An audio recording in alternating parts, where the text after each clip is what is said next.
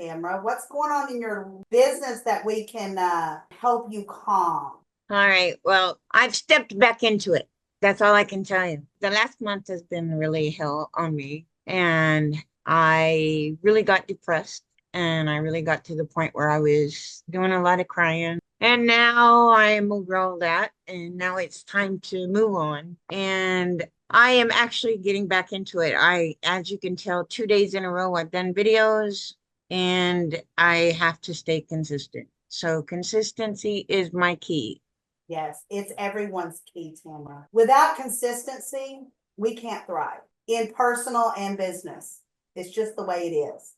So find that calmness and find what you know you can do easily first. Don't start out hard. Even though you're restarting and you know how to do it, it's still hard if you haven't done it in a month, if you haven't done it in a week. I'll tell you, when I took my cruise and came back, it was hard to get started again. But I just started doing, contacting 3 people a day the first day, then 5 the next day, then 6 the next day, whatever your numbers are. Don't come back and say, I'm going to reach out to 15 people every day. That may be a little hard. Don't make it hard on yourself.